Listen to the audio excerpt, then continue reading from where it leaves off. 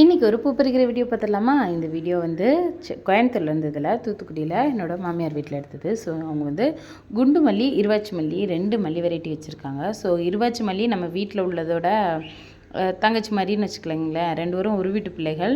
வாங்கி கொண்டு போய் அங்கே ஒன்று இங்கே ஒன்று வச்சுருந்தது. 2 பேருமே நல்லா வளர்ந்துருக்காங்க. அதை தவிர முல்லைப்பூ இது நம்ம வீட்டில் உள்ள நித்திய மல்லி அதாவது நித்திய மல்லி, நித்திய முல்லை அதுதான் நினச்சி இத்தனை நாள் நாங்கள் சொல்லிகிட்டு இருந்தோம். பட் எங்கள் மாமியார் அப்பயே சொன்னாங்க, இல்லை இது வேறு வெரைட்டி அப்படின்ட்டு. ஸோ இந்த முறை நானே பார்த்துட்டேங்க பூ பறிக்கிறப்ப.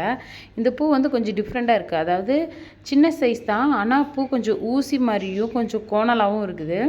நம்ம வீட்டு முல்லையோட காம்பு வந்து ரொம்ப ரொம்ப தின்னானது. அதாவது நம்ம பூ கட்டுறப்ப நாட்டில் டைட்டாக இழுத்தா வந்து உடஞ்சி போயிடும். இந்த முல்லையோட அந்த காம்பு வந்து அவ்வளோ ஸ்ட்ராங்காக இருக்குது. அதை தவிர பார்த்திங்கன்னா எங்கள் வீட்டுக்கு முன்னாடியே வந்து சங்குப்பூ இருக்கும். அதை தவிர அந்த சைட் ஃபுல்லுமே செடிகள் தான் உண்டு. இந்த செடிகளோட டீட்டெயில்ஸ் பற்றி நான் ஏற்கனவே வீடியோ போட்டிருக்கேன். வேணுன்றவங்க செக் பண்ணி பார்த்துக்கோங்க. ஸோ இதில் பார்த்திங்கன்னா நம்ம வீட்டில் உள்ள மாமரமும் இங்கே நல்ல பிள்ளையாக வளர்ந்துட்டுருக்கு. கொய்யா மரம், ஸ்டார் ஃப்ரூட் எல்லாருமே வந்து ரொம்ப ரொம்ப அழகாக வளர்ந்துட்டுருக்காங்க. இதை தவிர நம்ம வீட்டில் உள்ள பன்னீர் ரோஜா நம்ம வீட்டு தரையில் இருந்து ஃபர்ஸ்ட் ஃப்ளோருக்கு ஷிஃப்ட் ஆகிட்டு இருக்கவங்க தான்.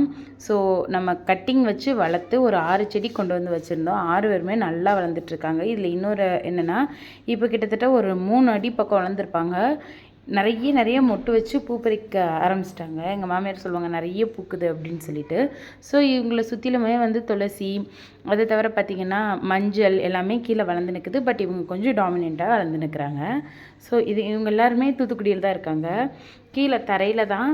ஸோ அவங்களுக்கு இன்னும் கொஞ்சம் நல்லா ப்ரீத்தபிள் ஸ்பேஸ் வந்து நிறைய இருக்கும்னு நினைக்கிறேன். அதனால் வந்து ரொம்ப ரொம்ப அழகாகவும் ரொம்ப செழிப்பாகவும் வளர்ந்து நிற்கிறாங்க.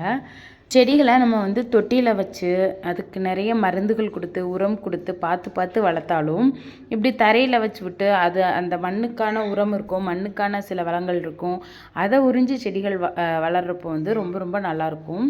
ஸோ இது பார்த்திங்கன்னா செவ்வந்தி நம்ம வீட்டில் ரெட் கலரில் இருந்துச்சுங்களா, அதே தான். ஸோ இப்போதைக்கு இவங்க எல்லாத்தையும் பார்த்துக்கோங்க.